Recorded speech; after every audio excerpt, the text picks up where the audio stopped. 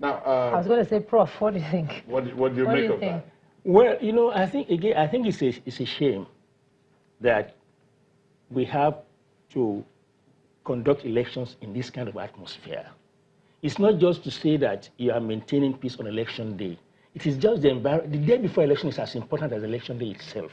Mm-hmm. And my basic point is that all of this will not be happening if political parties do not mobilize their supporters to cause trouble, either before election or election day.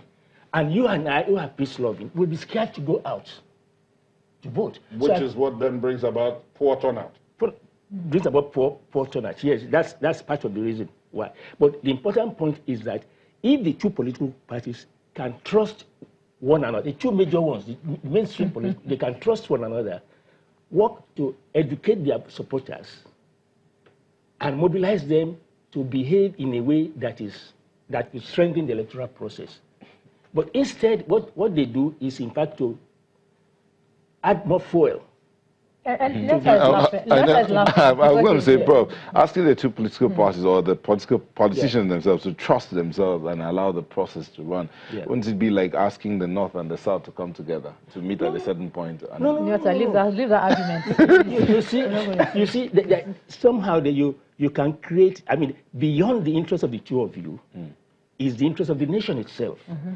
That what future are we planning for our children, our grandchildren? That is what they do elsewhere. Prof, so the basic trust is not there. What you've seen so far, I mean, you also talked about INEC having built some sanity into the system between 2011 and now.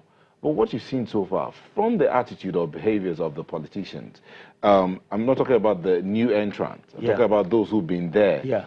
Would you say that they are thinking on that line of the nation? What legacy are we leaving behind for the nation? What legacy? What examples are we setting for the younger ones? Look, I said this about 6, 7, 8 months ago, when people were talking of restructuring, that the amount of hate speech that is coming out of our political class, going for ethnic voting banks, will create problems for Nigeria, that we see ourselves not as Nigerians, but as ethnic individuals. Okay, Prof, just a minute. We're going to go there. But let's go now to Benue State, where we have our correspondent, Pius Angbo, standing by. And Pius spoke to us a bit earlier today about a few skirmishes here and there. So, Pius, what's the situation now?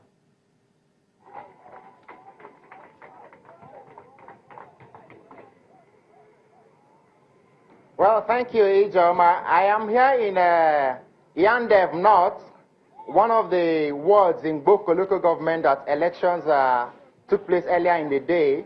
I understand that there are about 8,000 registered voters in this particular ward in Boko local government. And behind me, activities of collation at this polling unit 008 is ongoing.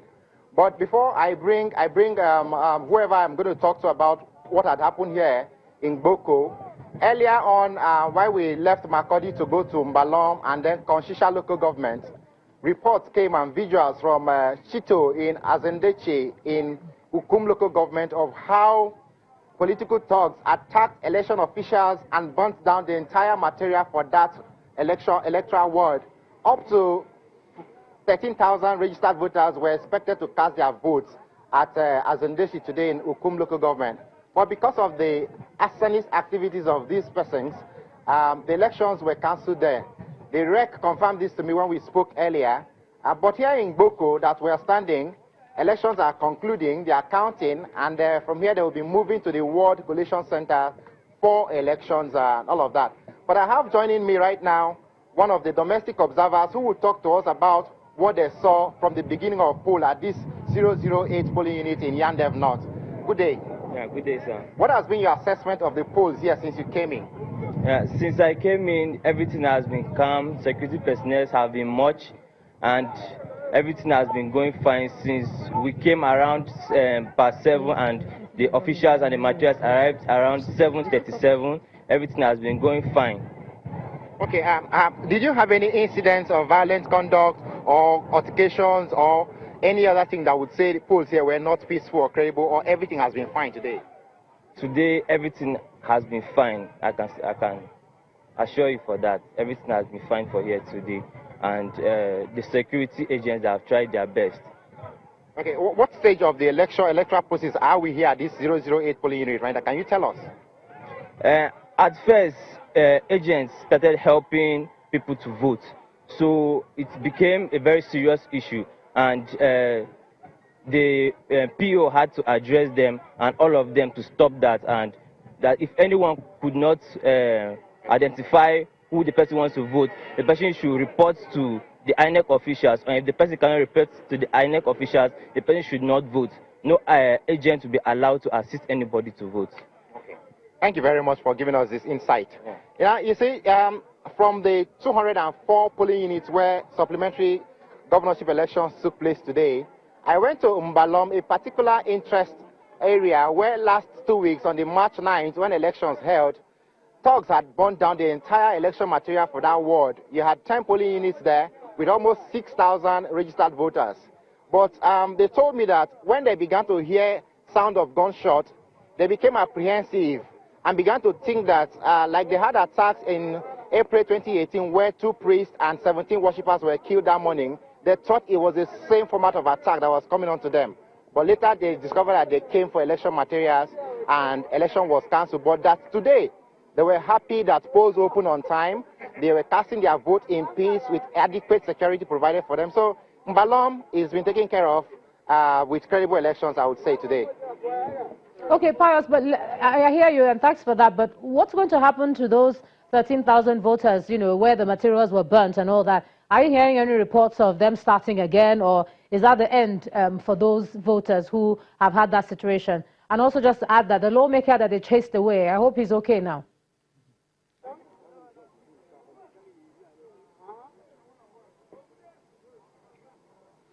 Yes, the lawmaker was, I think it was some persons found clothes for him to dress himself up back. He wasn't physically assaulted to say he was in state of injury, I would think, but he's fine now.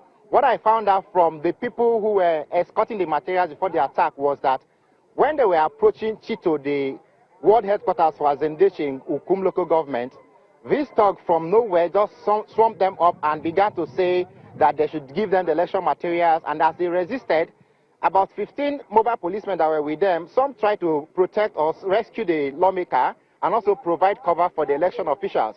But they could not do the same for the election materials before these guys burnt it down. So everybody's relative calm has returned to that area now for Azendechi. The election, as it were, is not, I'm not sure INEC is going to have another election, because when I spoke with the resident electoral commissioner yesterday at the verdict morning edition, he said that, I asked him particularly what would happen to elections in Benue State if it again ends inconclusive. He said they will revert back to the Constitution, the Electoral Act, and their rules. And so as it stands, I cannot tell you clearly, because I'm not a lawyer, to know what the provision says about that. But I don't think that we can continue with supplementary elections again and again and again when people are willfully and violently disrupting and burning down election processes. So the way you see it, I know the person you spoke to there was saying that the security was much. That's the way he put it. But we're just wondering here in the studio how we can be having this nature of skirmishes if the security was as he said it was. You're all safe and it's all okay where you are, Pius?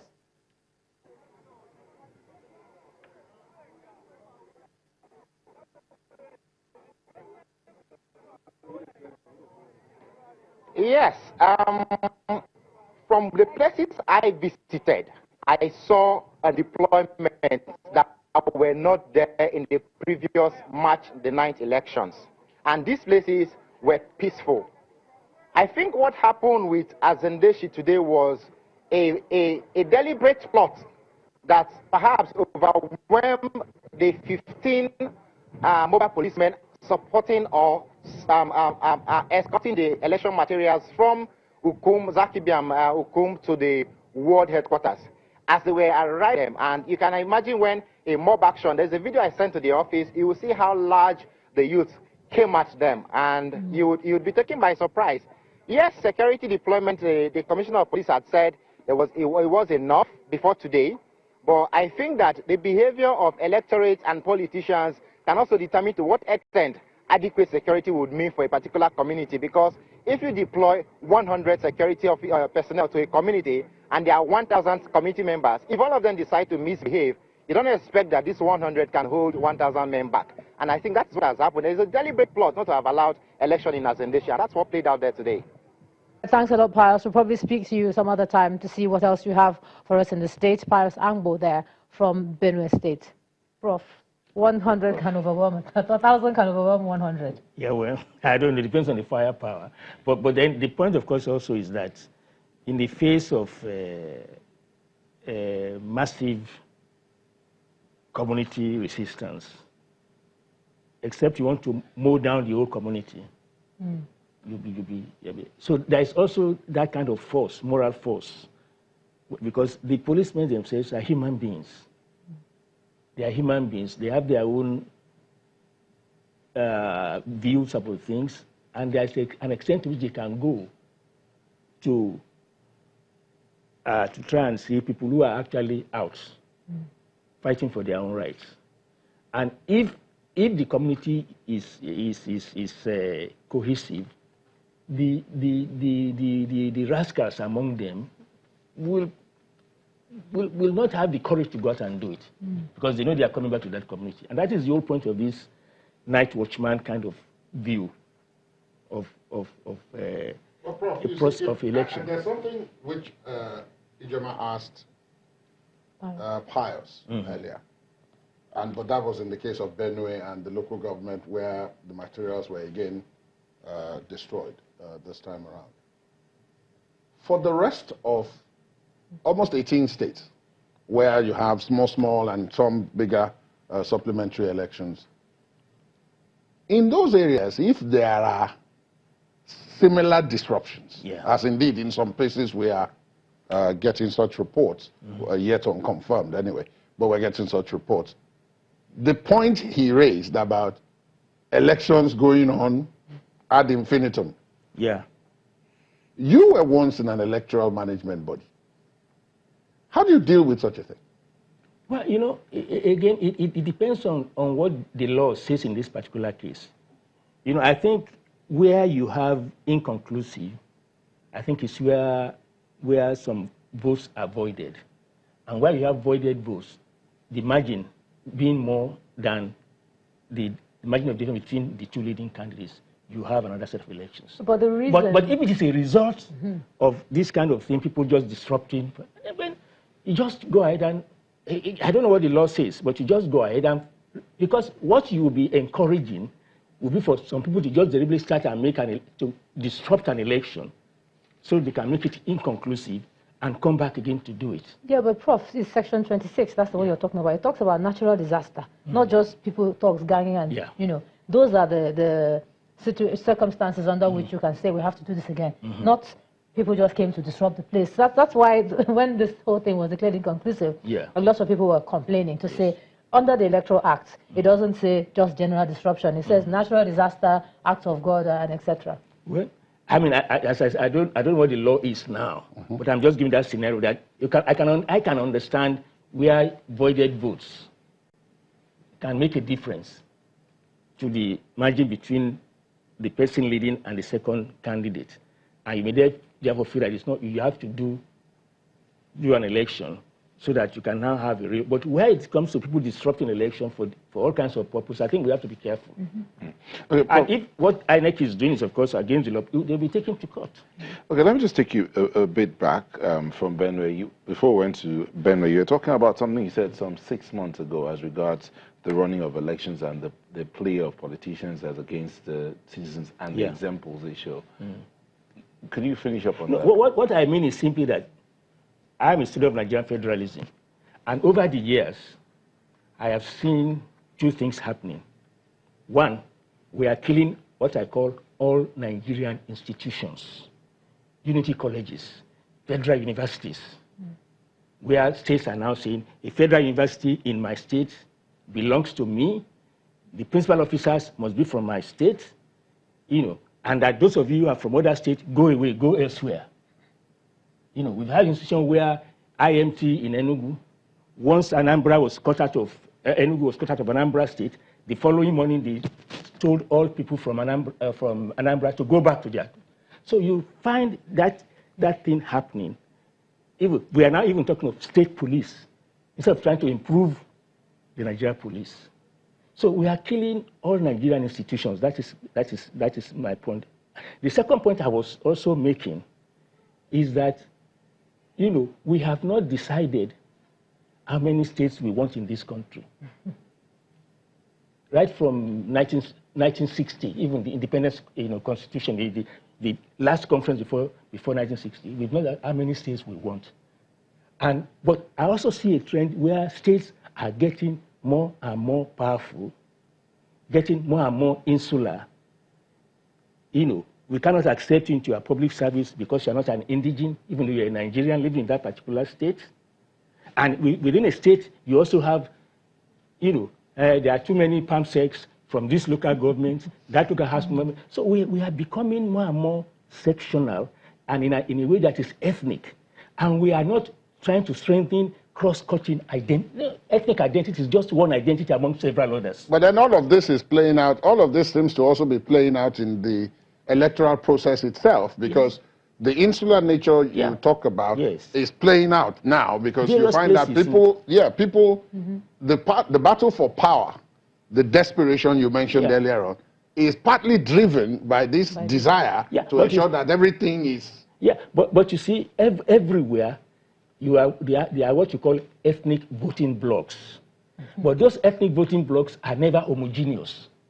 You appeal to them in terms of your policy, not in terms of if you vote for somebody else, then you are voting against us, your ethnic brothers and sisters. But that's what's playing out now. That's what I'm saying is that I'm worried about it. That's what I was 6-7 months ago, I made allusion to it in a lecture at NIPS, that we are becoming more and more parochial. And being more and more parochial, we are also resorting to what I would call hate language. Is that different from hate speech? Well, hate speech. Yeah, maybe that's the better word to hate speech. So I'm worried about the trend things are taking. And then, even before we get to 2023, is the turn of the Yorubas to provide the next president, is the turn of the Igbos to provide the president, and then you have that affecting attitudes to us. I thought we were getting over our ethnic sentiments, or no? But and I think for all you may say about Obasanjo, you must give him that. He has already raised that we are more divided now than we ever were. Every night I go to the club and we talk, and I know the amount of insularity that takes place. Not even between one ethnic group, but even between sub-ethnic groups. Okay, Prof, this matter you've brought here, the parochial nature, the more parochial nature of the country, is something I think we'll look at again when we come back from this break. Let's look at how do we begin to heal? How do we begin to get out of this conundrum that we brought ourselves, as you keep saying, we are killing Nigerian institutions all for political gain. But we'll take a moment. I'll be back shortly.